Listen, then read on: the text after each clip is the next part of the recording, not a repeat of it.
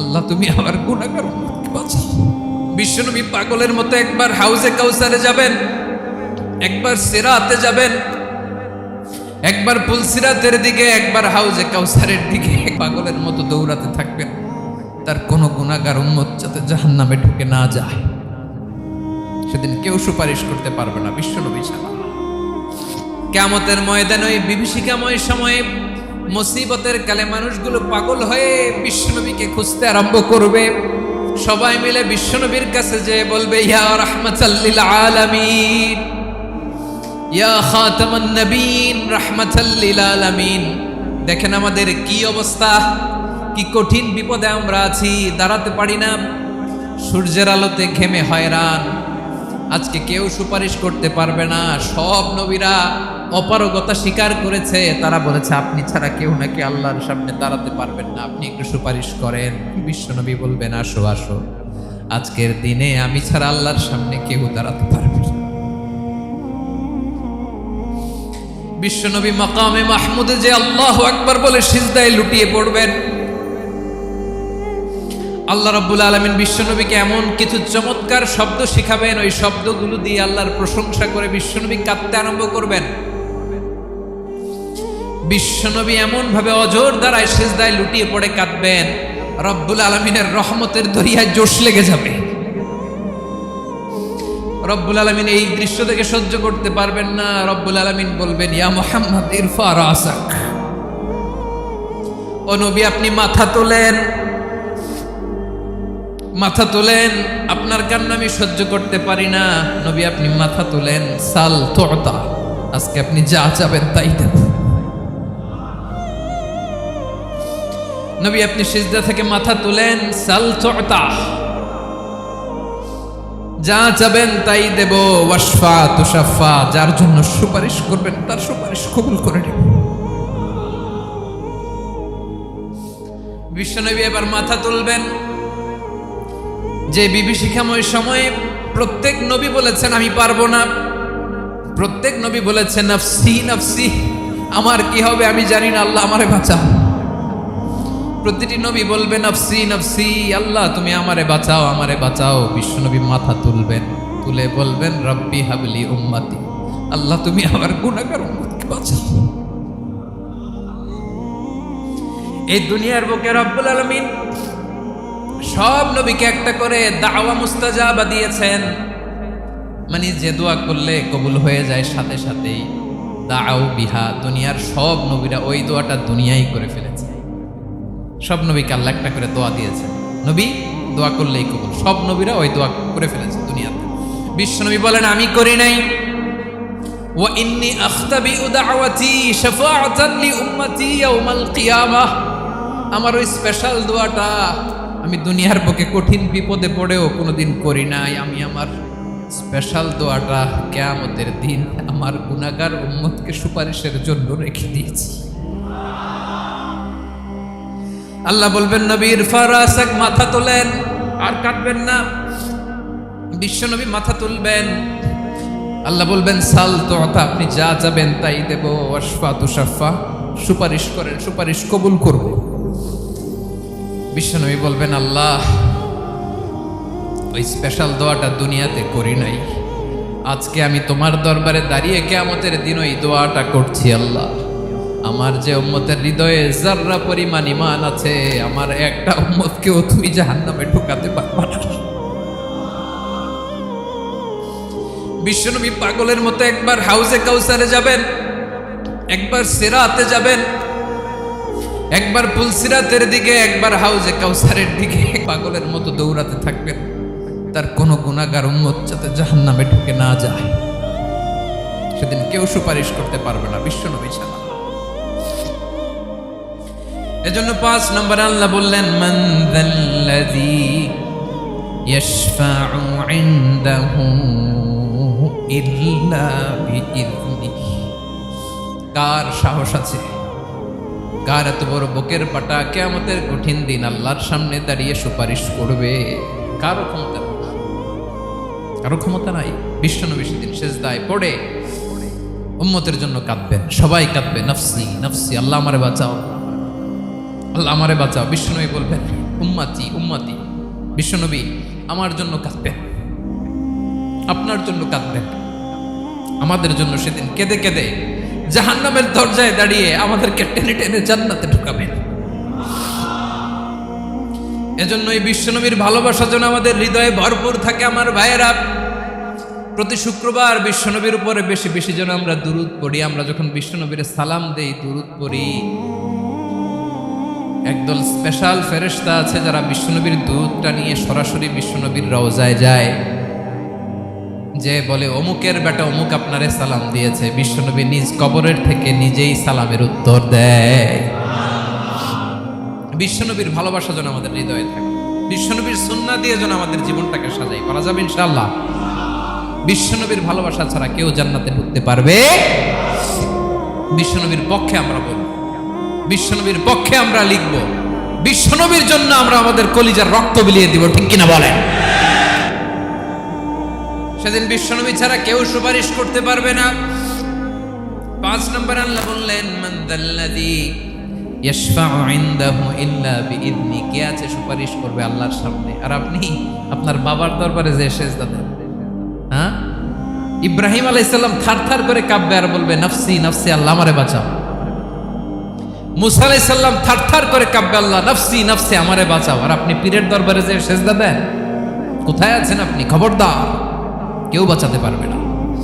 যাকে ইল্লা আল্লাহ যাকে অনুমতি দেন, বিশ্বনবীকে দিবেন, নবীদেরকে দিবেন, এরপরে আল্লাহ তার স্পেশাল ওয়ালিদেরকে, মুত্তাকিনদেরকে, শহীদদেরকে, সিলেক্টেড বান্দাদেরকে দিবেন। কিন্তু কাকে দিবেন, কার জন্য দিবেন, দুনিয়ার কেউ জানে না, একজন ছাড়া, তিনি কে? আল্লাহর ওয়ালিদেরকে, নেককার লোকদেরকে আল্লাহ সুপারিশের অনুমতি দিবেন।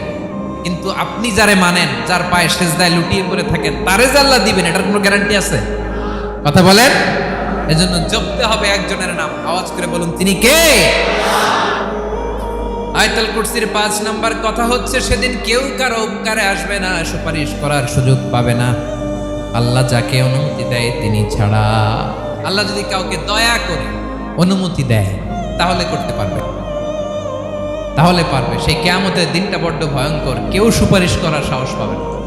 আরে আমার অবস্থা কি আমি জানি না, আমি আবার কারোর জন্য সুপারিশ করব? কথা বুঝেন নাই? আমার কি হবে আমি জানি, তা আমি আরেকজনের নিয়ে টেনশন করার সুযোগ কোথায়? ইয়া নাফসি ইয়া নাফসি, আল্লাহ আমারে বাঁচাও, আমারে বাঁচাও, আমারে বাঁচাও। কাঁদতে কাঁদতে মানুষ হয়রান হয়ে যাবে, এ নাকি আবার আরেকজনের বাঁচাও। বিশ্বনবী বলেন, বিশ্বনবী একবার ছাগলের রান খাচ্ছিলেন, রান খেতে খেতে বিশ্বনবী বলেন, আনা সাইয়্যিদুন নাসি ইয়াউমাল কিয়ামা, আমি কিয়ামতের দিন সর্বশ্রেষ্ঠ হব, মানুষের মধ্যে সর্বশ্রেষ্ঠ সেরা আমি বিশ্বনবী। আলহামদুলিল্লাহ। বিশ্বনবী বলেন, সেদিনটা বড্ড ভয়ঙ্কর, সেদিন কেউ কারো কোনো উপকারে আসবে না, বন্ধু বন্ধুর কাজে আসবে না, স্ত্রী স্বামীর উপকারে আসবে না, স্বামী স্ত্রীর উপকারে আসবে না, পীর সাহেব মুরিদরে বাঁচাতে পারবে না, মুরিদ পীর সাহেবরে বাঁচাতে পারবে না, নেতা কর্মীর পরিচয় দিবে না, কর্মী নেতার পরিচয় দিবে না, ভাই বোনকে চিনবে না, বোন ভাইকে চিনবে না, বাবা তার সন্তানকে চিনবে না, মেয়েকে দেখে মা দৌড়ে দৌড়ে পালাবে।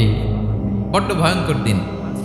বিশ্বনবী বলবেন, জমিনটা এখনকার মতো থাকবে না, পুরো জমিনটা সমান হয়ে যাবে, ফ্ল্যাট। এখন তো গোল, তখন ফ্ল্যাট। সবাই এক জমিনের উপরে দাঁড়াবে, সূর্যটা মাথার কাছে চলে আসবে, সূর্যের গরমে মানুষের মাথার মগজ গলে গলে কানের ছিদ্র, নাকের ছিদ্র দিয়ে বেয়ে বেয়ে পড়বে।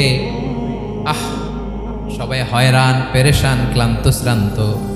মানুষগুলো বলবে বাঁচার কোনো উপায় নাই।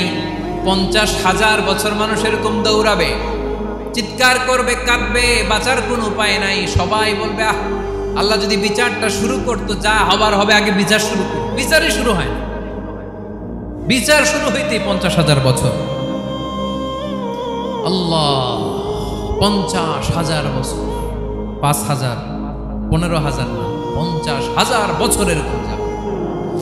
মানুষগুলো কাঁদতে কাঁদতে বলবে, চলো আমরা আদম আলাইহিস সালামের কাছে যাই, যেন আল্লাহর যে সুপারিশ করে, আল্লাহ আপনি বিচার শুরু করেন। কিয়ামতের ময়দানে সবাই মিলে সাইয়েদনা আদম আলাইহিস সালামের কাছে যেয়ে বলবে, ইয়া আবাল বাশার ইয়া আউওয়ালাল আম্বিয়া, ও আদম নবী, আপনি দুনিয়ার বুকে প্রথম নবী। আল্লাহ নিজ হাতে আপনারে 60 হাত লম্বা করে বানিয়েছেন। আপনার সম্মানে ফেরেশতাদেরকে সেজদা দিতে বলেছেন। দুনিয়ার প্রথম নবী, প্রথম মানুষ আপনি। আপনি আল্লাহরে যে সুপারিশ করেন যেন আল্লাহ বিচার শুরু করে। আদম আলাইহিস সালাম বলবেন আমি পারবো না, কারণ আল্লাহ আমাকে একটা নিষিদ্ধ গাছের কাছে যেতে নিষেধ করেছিল, আমি ভুল করে এই গাছের ফল খেয়েছি। নাফসি নাফসি, আজকে আমার কি হবে আমি জানি না, আমি বড় লজ্জিত। আমারে যদি আল্লাহ জিজ্ঞেস করে কেন খাইছিলাম, আমার কোনো উত্তর নাই। তোমারে বাঁচামো কেমনে আমি? নবীরা থার থার করে কাঁপবে সেদিন। আদম আলাইহিস সালাম বলবেন আমি পারবো না, মাফ করো আমাকে, আমি পারবো না। ওই যে ভুল করে গন্ধম খেয়ে ফেলেছি, নিষিদ্ধ গাছের ফল খেয়ে ফেলেছে, আমি বড় লজ্জিত, অনুতপ্ত, আমি পারবো না।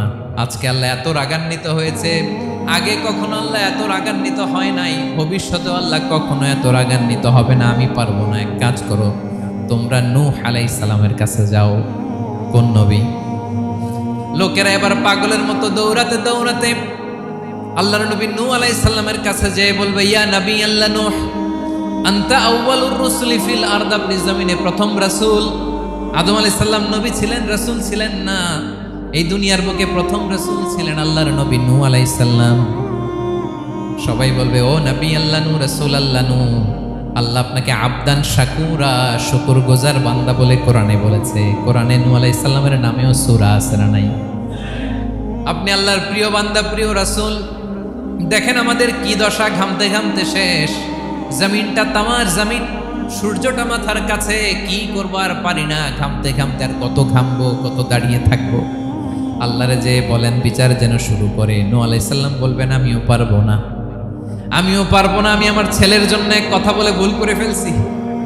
যখন মহাপ্লাবন হবে আমি বললাম আল্লাহ আমার কলিজার টুকরা সন্তান রে বাঁচান।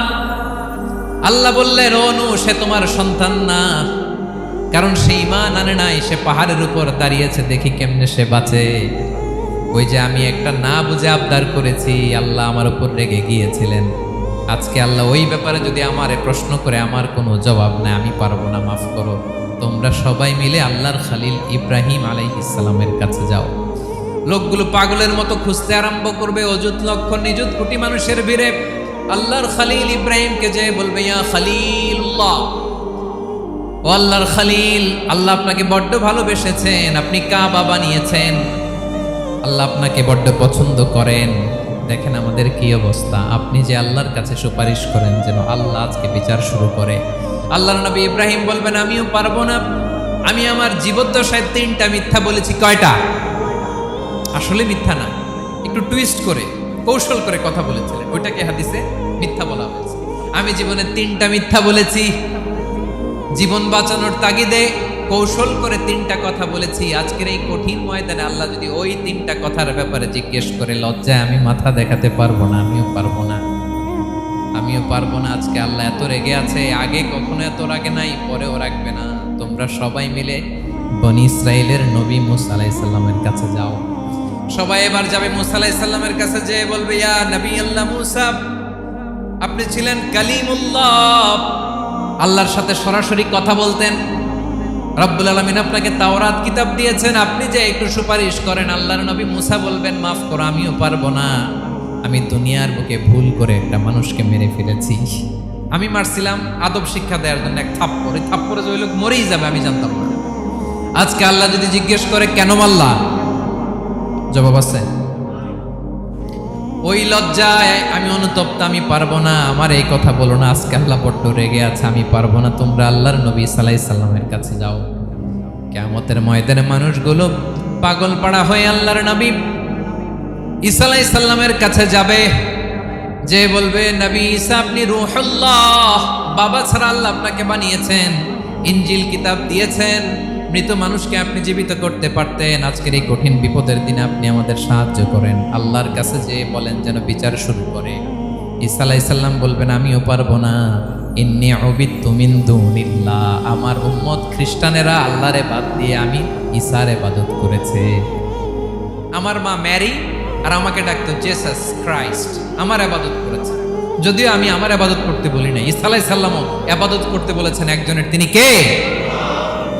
আল্লাহর নবী ঈসা আলাইহিস সালাম বলবেন আমিও পারবো না, আজকে আল্লাহ অনেক রেগে আছে, আমি পারবো না, তবে একটা পরামর্শ দিতে পারি, একটা সাজেশন দিতে পারি। আজকের দিনে এই কঠিন মুসিবতের কালে, এই কঠিন সময়ে কেউ আল্লাহর দরবারে দাঁড়িয়ে একটা টু শব্দ করার ক্ষমতা কারো নাই, একমাত্র আখিরি জামানার পয়গম্বর বিশ্বনবী মুহাম্মদুর রাসূলুল্লাহ ছাড়া।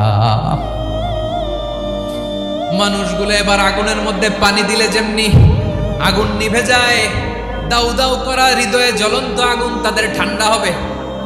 কিয়ামতের ময়দানে ওই বিভীষিকাময় সময়ে মুসিবতের কালে মানুষগুলো পাগল হয়ে বিশ্বনবীকে খুঁজতে আরম্ভ করবে। সবাই মিলে বিশ্বনবীর কাছে যেয়ে বলবে ইয়া রাহমাতাল লিল আলামিন, ইয়া খাতামান নবীন, রাহমাতাল লিল আলামিন। দেখেন আমাদের কি অবস্থা, কি কঠিন বিপদে আমরা আছি, দাঁড়াতে পারি না, সূর্যের আলোতে ঘেমে হয়রান। আজকে কেউ সুপারিশ করতে পারবে না। সব নবীরা অপারগতা স্বীকার করেছে, তারা বলেছে আপনি ছাড়া কেউ নাকি আল্লাহর সামনে দাঁড়াতে পারবেন না, আপনি একটু সুপারিশ করেন।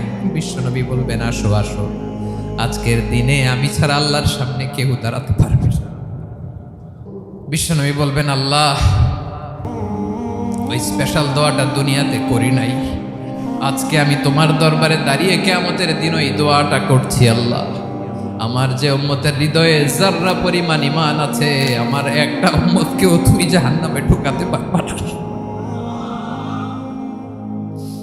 বিশ্বনবী পাগলের মতো একবার হাউজে কাউসারে যাবেন, একবার সিরাতে যাবেন, একবার পুলসিরাতের দিকে, একবার হাউজে কাউসারের দিকে পাগলের মতো দৌড়াতে থাকবেন। তার কোনো গুনাহগার উম্মত যাতে জাহান্নামে ঢুকে না যায়। সেদিন কেউ সুপারিশ করতে পারবে না বিশ্বনবী ছাড়া, কারো ক্ষমতা নাই। বিশ্বনবী সেদিন সেজদায় পড়ে উম্মতের জন্য কাঁদবেন, সবাই কাঁদবে নফসি নফসি, আল্লাহ আমারে বাঁচাও, আল্লাহ আমারে বাঁচাও। বিশ্বনবী বলবেন উম্মতি উম্মতি। বিশ্বনবী আমার জন্য কাঁদবেন, আপনার জন্য কাঁদবেন, আমাদের জন্য সেদিন কেঁদে কেঁদে জাহান্নামের দরজায় দাঁড়িয়ে আমাদেরকে টেনে টেনে জান্নাতে ঢুকাবেন। এজন্যই বিশ্বনবীর ভালোবাসা যেন আমাদের হৃদয়ে ভরপুর থাকে। আমার ভাইয়েরা, প্রতি শুক্রবার বিশ্বনবীর উপরে বেশি বেশি যেন আমরা দুরূদ পড়ি। আমরা যখন বিশ্বনবীর সালাম দেই, দুরূদ পড়ি, একদল স্পেশাল ফেরেশতা আছে যারা বিশ্বনবীর দুরূদটা নিয়ে সরাসরি বিশ্বনবীর রওজায় যায়, যে বলে অমুকের বেটা অমুক আপনারে সালাম দিয়েছে। বিশ্বনবী নিজ কবরের থেকে নিজেই সালামের উত্তর দেয়। বিশ্বনবীর ভালোবাসা যেন আমাদের হৃদয়ে থাকে, বিশ্বনবীর সুন্নাহ দিয়ে যেন আমাদের জীবনটাকে সাজাই। বলা যাবে ইনশাআল্লাহ।